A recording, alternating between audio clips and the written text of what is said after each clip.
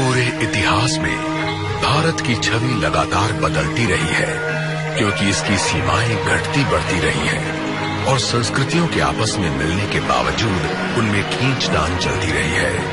छोटी छोटी रियासतों में बटे हुए लोगों के देश में तमाम मुश्किलों और फिर से उठ खड़े होने की चाहत से गुजरकर भारत ने अपना सिर उठाया। अब पहली बार सामने आई पुरानी फिल्मों से आप इतिहास की सबसे कमाल की कहानियों में से एक की दुर्लभ झलक देख सकते हैं। ये ब्रिटिश साम्राज्य का नगीना था जो आगे चलकर एक आजाद देश बना। पेश है भारत के बनने की कहानी, इंडिया इमर्जेस।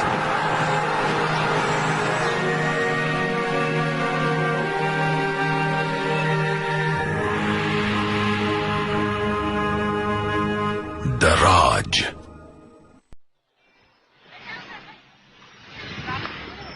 उन्नीसवीं सदी का आखिरी दौर।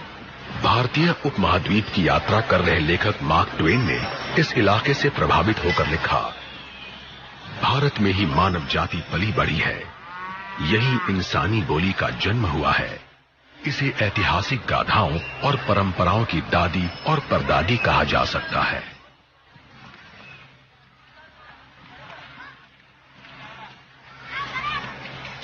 मार्क ट्वेन ने 5000 सालों में विकसित हुए भारत की व्याख्या की थी। ये बात है 19वीं सदी की। भारत की आबादी 20 करोड़ से ज्यादा है।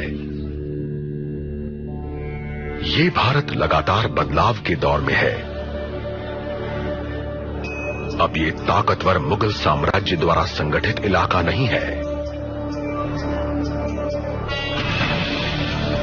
अपने सबसे अच्छे दौर में मुगल शासन उत्तर में अफगानिस्तान के पहाड़ों से लेकर भारतीय उपमहाद्वीप के सबसे दक्षिणी छोर तक फैला था। हाल ही में मिली इस रंगीन फिल्म को 1930 के दशक में फिल्माया गया था। ये 16 मिलीमीटर की कोडाक्रोम फिल्म है, जिसे पूरी तरह हाई डेफिनेशन में बदल दिया गया है। ये मध्यकालीन भारत की एक झलक है, जिसके ज्यादातर हिस्से पर मुगल राज करते थे। मुगलों का प्रभाव भारत के दक्षिणी दूर दराज के इलाकों तक कभी नहीं पहुंच पाया। यहाँ तक कि मध्य भारत में भी उन्हें अपना अधिकार जताने के लिए स्थानीय रियासतों के सहयोग पर निर्भर रहना पड़ता था। पर उनकी विरासत आज के भारत में भी जिंदा है, जिसे देश भर में बने स्मारकों और इमारतों के बेमिसाल आर्किटेक्चर में देखा जा सकता है। और इन स्मारकों में सबसे मशहूर शानदार ताजमहल है। सन 1648 में मुगल बादशाह शाहजहां की बेगम के मकबरे के तौर पर बना ताजमहल मोहब्बत की निशानी के अलावा भी काफी कुछ है। दुनिया का ये अजूबा ऐसे भारत का प्रतीक है जो कई सदियों की उतार चढ़ाव के बावजूद टिका रहा है और आज भी पहले की तरह ही शान से खड़ा है।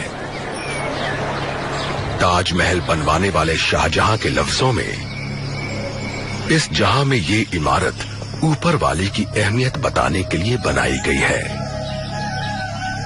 सन 1862 में आखिरी मुगल बहादुर शाह जफर की मौत के साथ ही मुगल सल्तनत का अंत हो गया।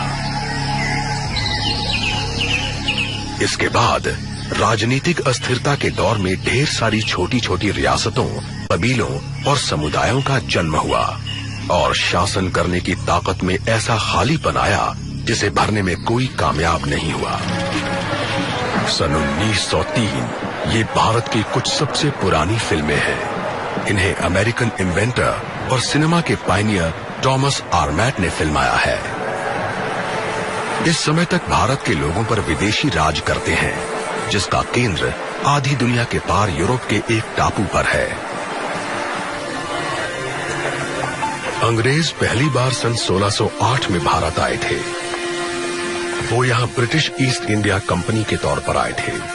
शुरू में वो लोग यहाँ पर केवल व्यापार करने के उद्देश्य से आए थे, पर फिर समय के साथ साथ उनका उद्देश्य बदला, उनकी इच्छाएं बढ़ी और उनकी राजनैतिक आकांक्षाएं सामने आईं। दूसरा दिल्ली दरबार।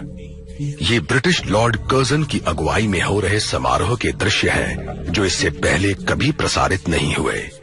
ये ब्रिटिश लोगों द्वारा भारत में सैनिक शक्ति का अब तक का सबसे बड़ा प्रदर्शन है।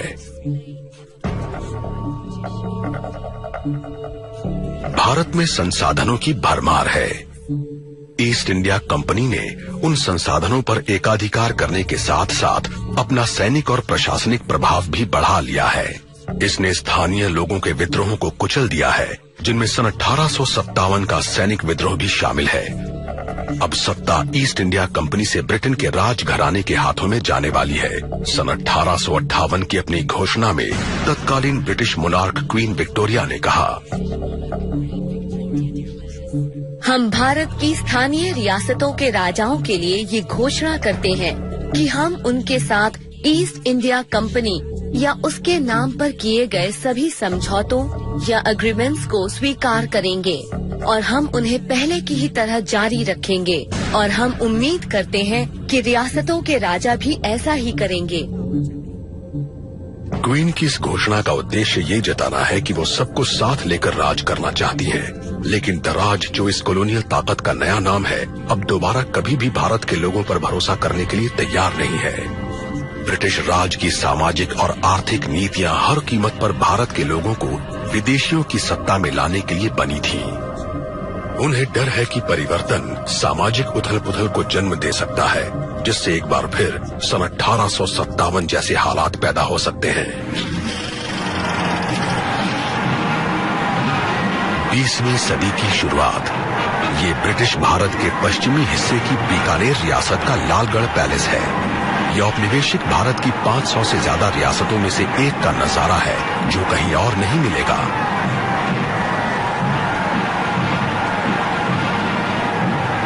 ये इंपीरियल वॉर कैबिनेट में अकेले गैर ब्रिटिश प्रतिनिधि महाराजा गंगा सिंह की पोती के शाही विवाह का अवसर है।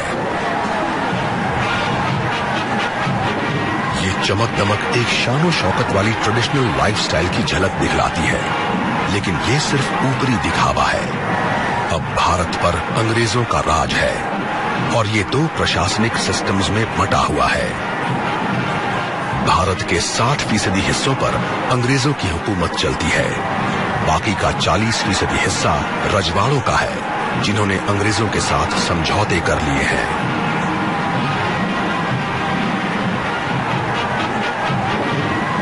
क्वीन विक्टोरिया द्वारा ब्रिटिश राज की घोषणा के महज 5 दशक बाद भारत की असली राजनीतिक सत्ता रजवाड़ों के हाथ से निकल गई है। इनके पास बस घटी हुई ताकत की यादें ही बची हैं।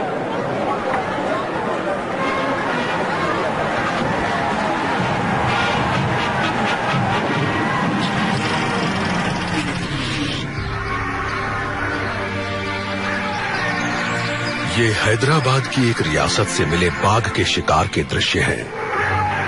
ये मुश्किल से दिखने वाले विजुअल्स ओरिजिनल कला में हैं और इन्हें दक्षिणी भारत में कोंगारा कलान नाम के जंगल में फिल्माया गया है। स्थानीय राजा और अंग्रेज साथ मिलकर शिकार करते हैं। ये हाथियों पर शिकार के लिए निकलते हैं और उनके साथ ट्रेन्ड शिकारियों और हथियारों से लैस सैनिकों की एक फौज होती है।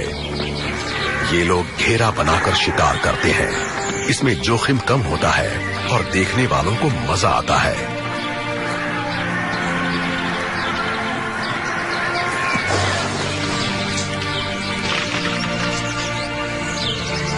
मौजूदा बिहार की एक रियासत बनेली के राजा के शब्दों में इसमें शिकार इस तरह किया जाता था।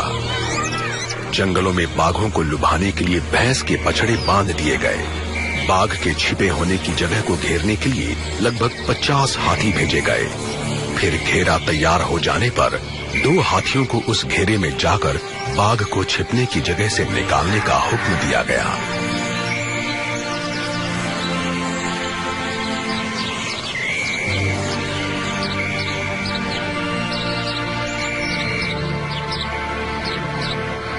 हाथियों के करीब आने पर बाघ बार बार गुस्से में हमला करता था। शुरू में ये बहुत रोमांचक था, लेकिन फिर बाघ थक कर लेट गया। रोज इस तरह के 2 या 3 घेरों के साथ मैंने सैकड़ों बाघों का शिकार देखा है। 20वीं सदी में बाघ का शिकार ब्रिटिश राज का प्रतीक बना रहा।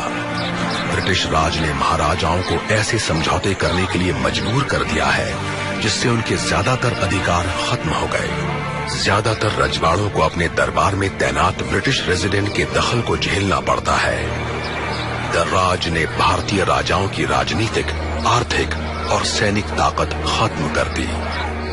और देखने में ऐसा लग सकता है कि बाघों की तरह रियासतों के राजा भी बहुत ताकतवर हैं, लेकिन 20वीं सदी की शुरुआत तक इनकी स्थिति बहुत कमजोर हो चुकी है।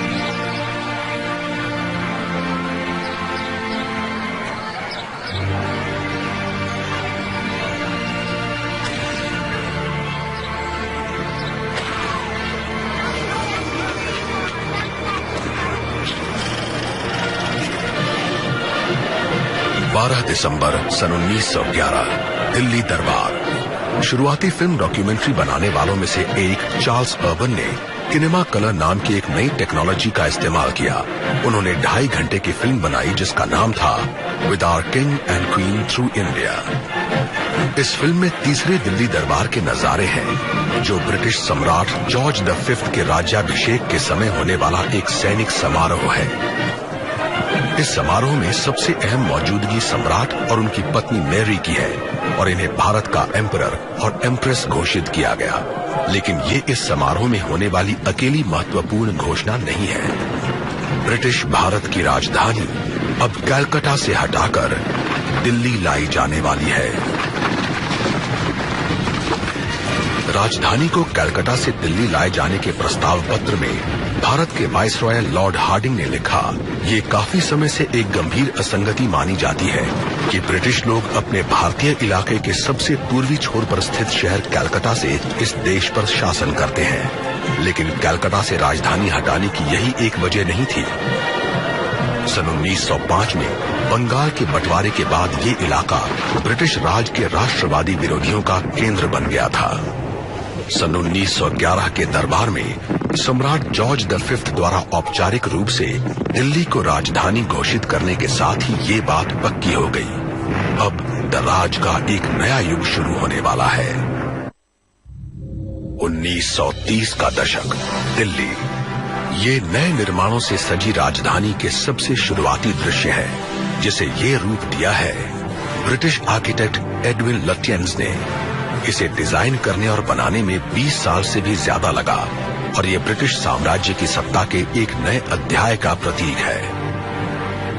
इसके बीचों बीच शानदार वाइसरॉयज हाउस है, जो आगे चलकर स्वतंत्र भारत में राष्ट्रपति का निवास बनेगा।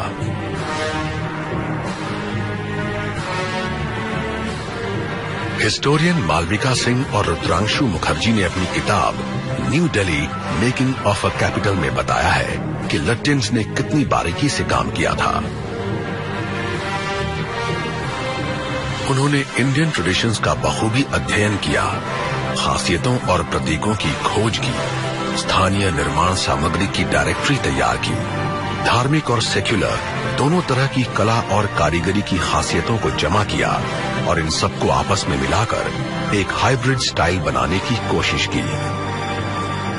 एक नई शानदार राजधानी का निर्माण ब्रिटिश राज की साम्राज्यवादी सत्ता के सबसे अच्छे दौर का प्रतीक बन गया। भारत अब धीरे धीरे लेकिन लगातार बदलने लगा है। 1930 का दशक, ब्रिटिश भारत के पूर्वी हिस्से की बंगाल रियासत। ये दार्जिलिंग की टॉय ट्रेन है, जिसे अंग्रेजों ने भारत पर अपनी हुकूमत के सबसे अच्छे दौर में सन 1879 में बनवाया था। बंगाल के इसके बावजूद ये सवाल उठता है कि क्या आधुनिक सुधारों ने सचमुच भारतीयों की जिंदगी को बेहतर बनाया है? इस समय तक भारत के लोग ब्रिटिश सत्ता के अधीन रहते हैं। ब्रिटिश राज में सरकार में उनकी भागीदारी ना के बराबर है और ये आर्थिक और सामाजिक रूप से बहुत पिछड़ी हुई हालत में है।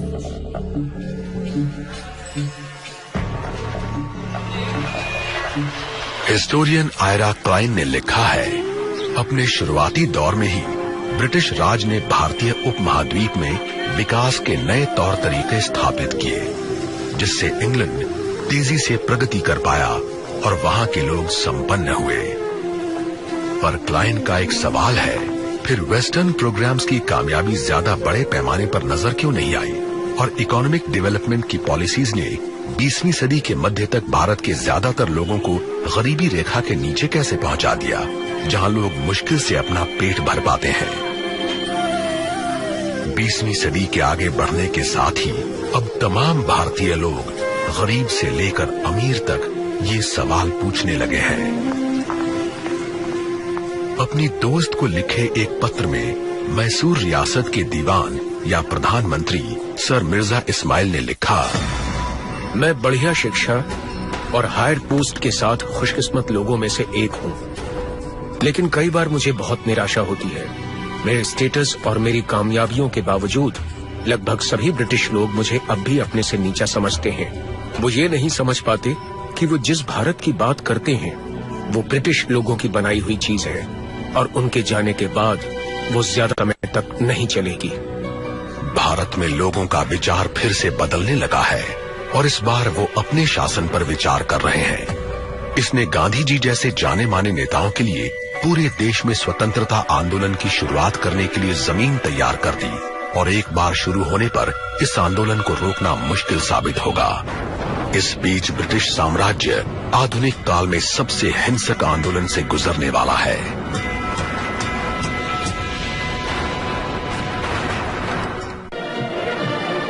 बीसवीं सदी का शुरुआती दौर। ब्रिटिश हुकूमत एक बड़ी साम्राज्यवादी शक्ति है और भारत इस साम्राज्य के सबसे अहम नगीनों में से एक है। लेकिन यहां अब अशांति है और ये 3 दशकों से पनप रही है।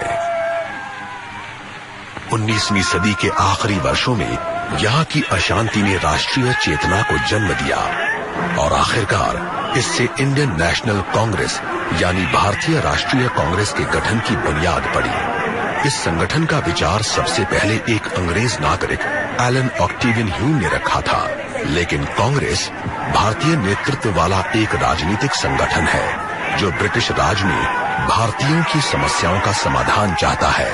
सन 1914 में ये भारत में ब्रिटिश राज के सबसे जबरदस्त राजनीतिक विरोधी के रूप में पनपा, लेकिन अब जंग की दस्तक सुनाई दे रही है।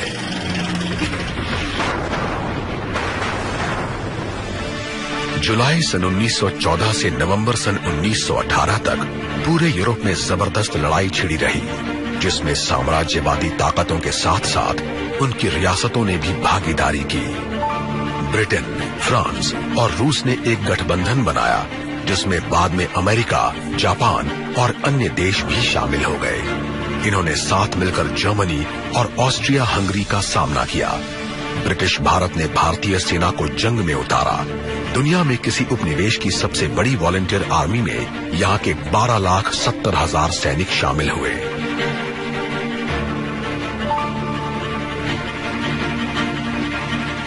इस विश्व युद्ध में ब्रिटिश और भारतीय सेना साथ मिलकर लड़ रही है। शौर्य का सम्मान करने में ब्रिटिश और भारतीय सैनिकों के बीच कोई भेदभाव नहीं किया गया। 15 भारतीयों को विक्टोरिया क्रॉस दिया गया। सिर्फ ब्रिटिश लोगों को दिया जाने वाला ये सम्मान प्राप्त करने वाले ये पहले भारतीय थे।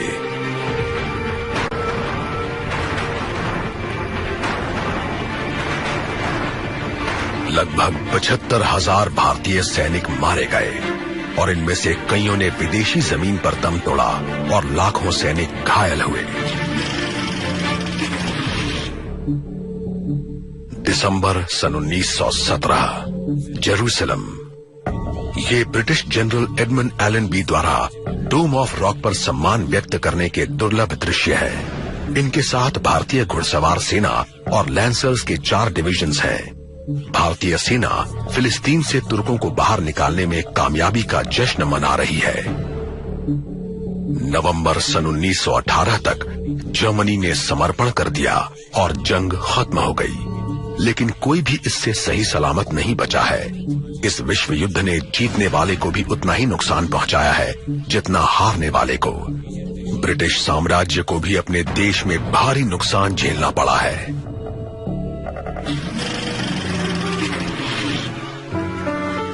सन 1925 ग्रेट ब्रिटेन। इन अनोखी फिल्म आर्काइव्स में बायो कलर नाम की एक खास टेक्नोलॉजी का इस्तेमाल हुआ है। क्लॉड फ्रीस ग्रीन ने जंग के बाद ब्रिटेन की स्थिति को दिखाने के लिए बायो कलर का इस्तेमाल किया। लंबी और बेरहम लड़ाई में सैनिक रूप से कामयाब रहने के बावजूद ब्रिटेन अब आर्थिक मुश्किलों का सामना कर रहा है। ब्रिटेन को सुपर पावर बनाने वाली औद्योगिक क्रांति अब धीमी पड़ रही है।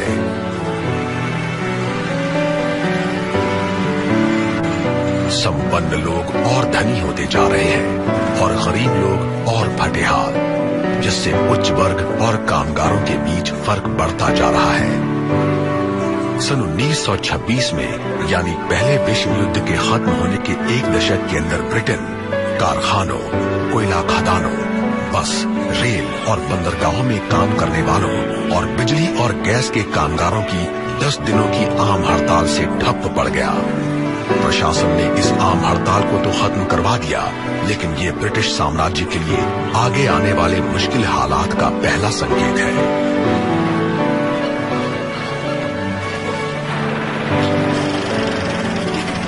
इस बीच प्रथम विश्व युद्ध के बाद के भारत में भी एक नई असंतुष्टि पनप रही है। जंग शुरू होने पर भारत के रजवाड़ों के साथ साथ ज्यादातर जनता ने लड़ाई में ब्रिटेन का साथ दिया था। भारतीय सैनिक अपनी मर्जी से अंग्रेजों के लिए लड़े थे और रियासतों ने युद्ध के लिए अपने खजाने खोल दिए थे। ब्रिटिश अखबार द टाइम्स के मुताबिक भारत ने जिस उत्साह से युद्ध में मदद की है, उसकी एकता और समर्पण ने ब्रिटेन को खुश कर दिया है। भारत में अंग्रेजों का विरोध करने वाले लोगों ने भी इस उम्मीद में युद्ध के समय अपना रुख नर्म कर लिया कि शायद लड़ाई में मदद के बदले अंग्रेज उन्हें आजाद कर दें। विश्व युद्ध खत्म होने के महज 1 साल बाद ऐसा लगने लगा कि ये जल्दी ही होने वाला है। सन 1919 में अंग्रेजों ने गवर्नमेंट ऑफ इंडिया एक्ट पारित किया। इस कानून से सरकार में भारतीयों की भागीदारी बढ़ गई। इससे पार्लियामेंट में 2 हाउसेज की शुरुआत हुई और स्टेट गवर्नमेंट में कई अहम पद भारतीयों को दे दिए गए। लेकिन ये सिर्फ एक दिखावा है। सेंट्रल गवर्नमेंट अब भी अंग्रेजों के नियंत्रण में है। रियासतों में भी टैक्स और लॉ एंड ऑर्डर जैसे अहम पदों पर अंग्रेज ही है। और फिर वक्त ने करवट ली। इस बार भारत का विचार एक अहिंसक आंदोलन से पैदा हुआ, जो भारत के लोगों को आजादी की राह पर ले जाने वाला है।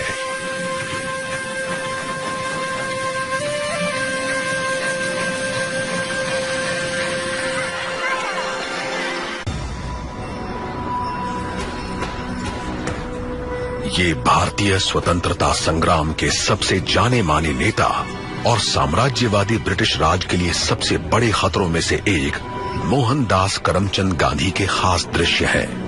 इन्होंने रंग भेदी मुल्क साउथ अफ्रीका में 2 दशकों तक वकालत की है। जनवरी सन 1915 में ये भारत लौटे। साउथ अफ्रीका में रंग भेद के अनुभव ने इन्हें स्वराज के लिए आंदोलन करने की प्रेरणा दी। आप सबसे विनती है कि आप ब्रिटेन में बनी चीजों का बहिष्कार करें। भारत की आजादी के इस पहले आह्वान ने सिर्फ उच्च वर्गों को ही नहीं, बल्कि हर वर्ग के भारतीयों को आकर्षित किया। सन 1920 तक गांधी ने भारतीय राष्ट्रीय कांग्रेस का नेतृत्व संभाल लिया और ये ब्रिटेन में बनी चीजों के बहिष्कार जैसी सविनय अवज्ञा जैसे आंदोलनों की अगुवाई करने लगे। सम्मान से लोग गांधी को महात्मा कहते हैं और इन्होंने अहिंसक विरोध की शुरुआत की। ये लगातार विरोध और अपने मत पर कायम रहने का ऐसा तरीका था जो आजादी की लड़ाई में बिल्कुल नया था। अन्य राष्ट्रीय नेताओं के साथ गांधी भी भारत के विचार में सबसे जबरदस्त बदलाव की प्रेरणा देने वाले लोगों में से थे। ये एक स्वतंत्र और डेमोक्रेटिक नेशन का विचार था, जिस पर यहाँ के लोग डेमोक्रेसी में शासन करें। मैं खुद को सिपाही मानता हूँ, शांति का एक सिपाही।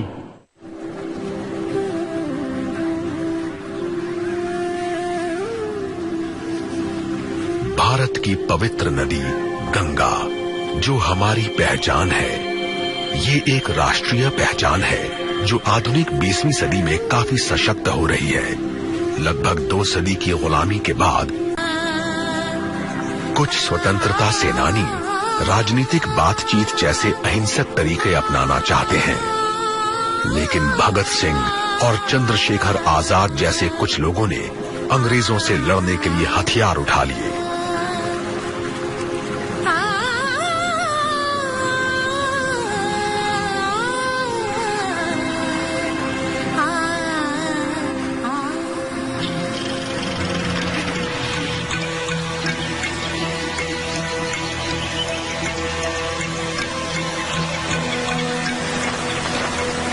अंग्रेजों ने बड़ी बेरहमी से इसे दबा दिया। सन 1930 में कांग्रेस ने सन 1882 के उस दमनकारी कानून के खिलाफ आंदोलन शुरू किया, जिसमें नमक बनाने और बेचने पर भारी टैक्स लेने का प्रावधान था। मार्च सन 1930 के अपने एक पत्र में गांधी ने वाइसरॉय लॉर्ड अर्विन को लिखा कि ये औपनिवेशिक सत्ता का एक कड़ा कानून है और भारतीय लोगों पर इसका बहुत बुरा असर पड़ रहा है। हालांकि मैं भारत में ब्रिटिश शासन को एक अभिशाप मानता हूं, लेकिन मैं अंग्रेजों को दुनिया के बाकी लोगों से बुरा नहीं मानता। और मैं ब्रिटिश शासन को अभिशाप इसलिए मानता हूं क्योंकि इसने लगातार शोषण वाली एक व्यवस्था और ऐसे खर्चीले सैनिक और नागरिक प्रशासन के जरिए करोड़ों भारतीयों को बदहाल कर दिया है, जिसका खर्च ये देश नहीं उठा सकता है। इसने राजनीतिक रूप से हमें अंग्रेजों का गुलाम बना दिया है। इसने हमारी सभ्यता की बुनियाद खत्म कर दी है और हम कायर असहाय लोगों का देश बनकर रह गए हैं।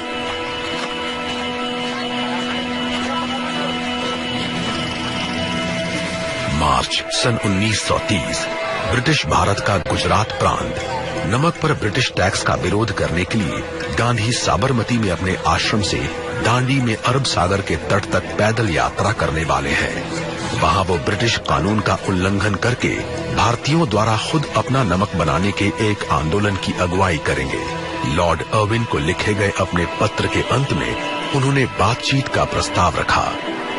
मैं जानता हूं कि आप मुझे गिरफ्तार करके मेरी कोशिश को नाकाम कर सकते हैं, लेकिन मेरे बाद हजारों लोग अनुशासित ढंग से ये काम करने को तैयार रहेंगे और नमक कानून का उल्लंघन करके वो उस कानून की सजा पाने के लिए तैयार रहेंगे जिसे कभी कानून की किताब में दर्ज ही नहीं होना चाहिए था।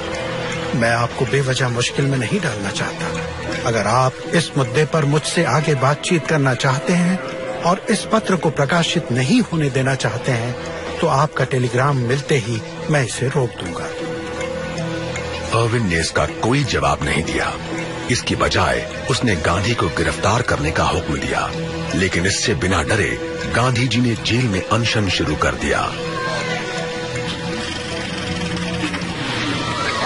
विरोध के ऐसे अनोखे तरीकों ने गांधी जी की महात्मा वाली छवि और भारत की जनता पर उनकी पकड़ को और मजबूत कर दिया। अक्टूबर सन 1931 ग्रेट ब्रिटेन। गांधी लंदन पहुंचे और ब्रिटेन की जनता उनसे बहुत सम्मान से मिली, लेकिन ब्रिटिश हुकूमत को अपने पक्ष में करना इतना आसान नहीं है। उस साल फरवरी में जाने माने राजनेता और आगे चलकर ब्रिटेन के प्रधानमंत्री बनने वाले विंस्टन चर्चिल ने गांधी के बारे में लिखा। मिस्टर गांधी को देखकर मुझे बहुत घिन आई। ये मिडिल टेम्पल के एहसान फरामोश वकील हैं और अब पूरब के फकीर की तरह आधे कपड़े में ये किंग एम्परर के रिप्रेजेंटेटिव से बराबरी पर बातचीत करने के लिए वाइस रीगल पैलेस की सीढ़ियों पर चढ़ रहे हैं। लेकिन गांधी जी की दिलचस्पी सिर्फ ब्रिटिश राज की नींव हिलाने में नहीं है। आजाद भारत के इनके सपने में ये भी शामिल है कि यहाँ के लोग अपने आप को पहचाने और अपनी सबसे पुरानी सामाजिक बुराइयों को दूर करें।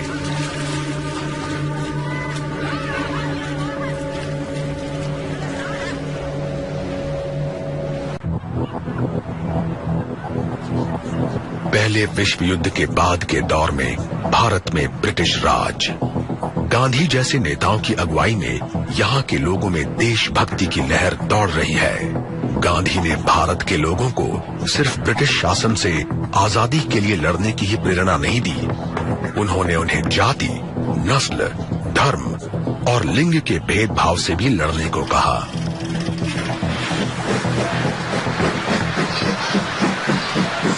सन 1932 ब्रिटिश भारत में दिल्ली से महज 160 किलोमीटर पूर्व में स्थित मुरादाबाद, ये यहाँ के उस दलित समुदाय के लोगों के कुछ दुर्लभ नजारे हैं जो हिंदू समाज में सबसे नीचे माने जाते हैं। ब्रिटिश भारत में दलित बहुत फटे हाली में रहते हैं। इनकी बस्तियां सबसे अलग थलग होती हैं और इन्हें ऐसे काम दिए जाते हैं जो हिंदू धर्म ग्रंथों के अनुसार अशुद्ध है। हिंदू समाज को नहीं मानने वाले पश्चिमी शासकों के होने के बावजूद ब्रिटिश राज के दौरान भी भारतीय समाज में छुआछूत जैसी बुराइयां मौजूद हैं। गांधी जी का मानना है कि अगर भारत को आगे बढ़ना है तो छुआछूत जैसी बुराइयों को खत्म होना चाहिए। इन्होंने दलित समुदाय को एक नया नाम दिया, हरिजन, यानी ईश्वर के लोग। इसके साथ ही इन्होंने दलित समुदाय के लोगों के साथ खाने, मिलने जुलने और प्रार्थना करने जैसे सार्वजनिक रूप से दिखाई देने वाले कामों की मदद से लोगों को समझाने की कोशिश की। गांधी जी का मानना है, अगर मेरा पुनर्जन्म हो तो मुझे दलित के रूप में पैदा होना चाहिए ताकि मैं उनके दुख, उनकी तकलीफों और उनकी मुश्किलों को समझ सकूं और शायद इससे मुझे खुद को और उन सबको उनकी बुरी हालत से आजाद कराने की प्रेरणा मिलेगी। ये उत्तर भारत में इलाहाबाद के नजारे हैं। 3 पवित्र नदियों गंगा, यमुना और पौराणिक सरस्वती के संगम पर बसा ये शहर हमेशा से आजादी की लड़ाई का केंद्र रहा है। इस शहर ने स्वतंत्रता आंदोलन के शुरुआती दिन देखे हैं जब मोतीलाल नेहरू जैसे नरमपंथी नेताओं ने अपनी भारतीय पहचान कायम करनी शुरू की थी। ये मोतीलाल नेहरू के पुत्र जवाहरलाल नेहरू का जन्म स्थान भी है जो आगे चलकर आजाद भारत के पहले प्रधानमंत्री बनेंगे। जवाहरलाल नेहरू राष्ट्रीय चेतना की एक लहर की अगुवाई करते हैं। गांधी जी की तरह इन्होंने भी पश्चिम में वकालत की पढ़ाई की है। ये भारत की आजादी के पक्के इरादे के साथ अपने देश लौटे हैं। गांधी जी की तरह ये भी बुद्धिजीवी होने के साथ साथ लोकप्रिय जननेता भी हैं और इन्होंने भी भारतीय जनता के बीच अपनी मजबूत जगह बना ली है।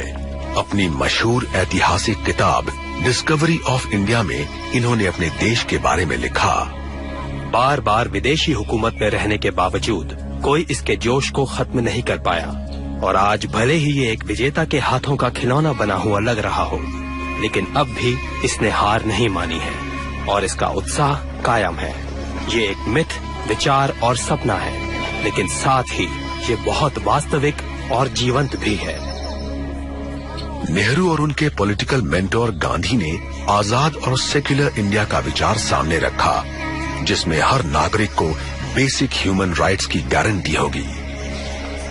डिस्कवरी ऑफ इंडिया में नेहरू ने लिखा, इंसानियत का सबसे अच्छा और सबसे बढ़िया तोहफा किसी एक नस्ल या देश का एक अधिकार कभी नहीं हो सकता है।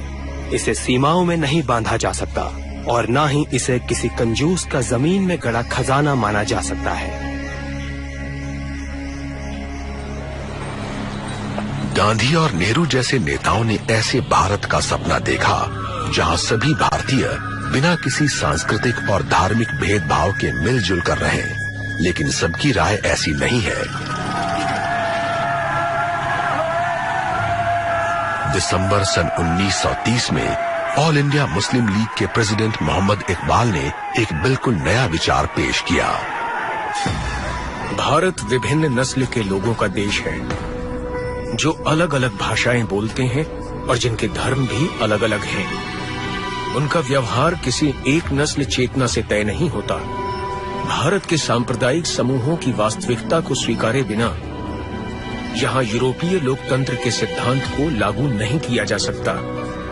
इसलिए मुस्लिम लोगों द्वारा भारत के अंदर एक मुस्लिम भारत के निर्माण की मांग बिल्कुल जायज है। उन्होंने आगे कहा, मैं पंजाब, उत्तर पश्चिम सीमांत प्रांत, सिंध, और बलूचिस्तान को एक रियासत के रूप में देखना चाहूंगा। ये ब्रिटिश साम्राज्य के अंदर हो या उसके बाहर, लेकिन मुझे लगता है कि north West Indian Muslim state का गठन ही मुसलमानों का भविष्य होगा, कम से कम उत्तर पश्चिम भारत के मुसलमानों का।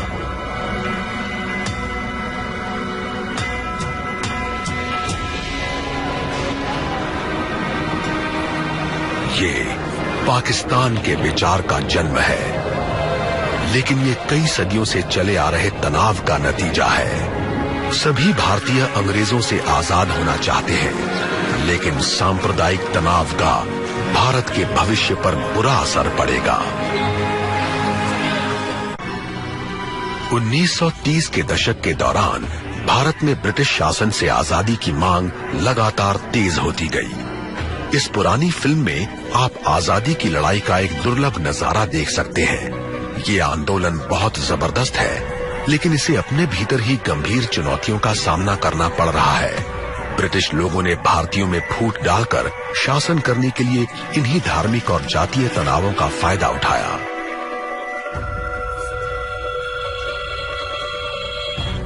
सितंबर 1932 गांधी जी ने ऊंची और नीची जातियों के लिए अलग अलग राजनीतिक प्रतिनिधित्व बनाने की ब्रिटिश नीति के विरोध में अनशन शुरू कर दिया।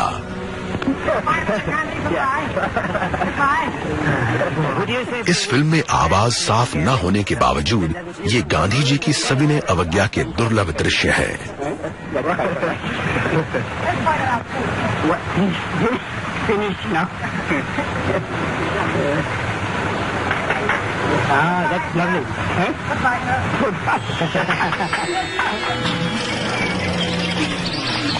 सन 1938 ब्रिटिश भारत के उत्तरी हिल स्टेशन। ब्रिटिश राज के अफसर यहाँ छुट्टी मना रहे हैं। ये साहिब वाले अपने रुतबे से अच्छी तरह वाकिफ हैं। उर्दू लफ्ज साहिब का अर्थ है सर या मिस्टर, लेकिन ब्रिटिश राज में ये स्वामी या मालिक के ऊंचे रुतबे का प्रतीक है और इसका इस्तेमाल भारतीय लोग अंग्रेजों के लिए करते हैं। साहिब लोग ऐशो आराम और खास सहूलियतों वाली जिंदगी जीते हैं। इनमें से कुछ लोग बहुत अनमने ढंग से भारत आए हैं, जबकि कुछ लोग ब्रिटेन से भी ज्यादा भारत को अपना घर मानते हैं। 20वीं सदी के शुरू के 25 सालों के अंत में दुनिया एक बार फिर बदलने लगी है। इस बार ब्रिटिश राज पर इसका प्रभाव निर्णायक होगा।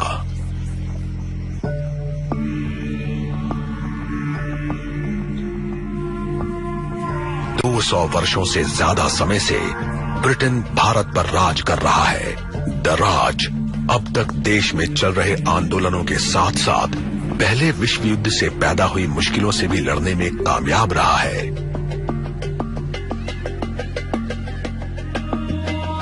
पहले विश्व युद्ध के महज 20 साल बाद एक बार फिर जंग के बादल घिरने लगे।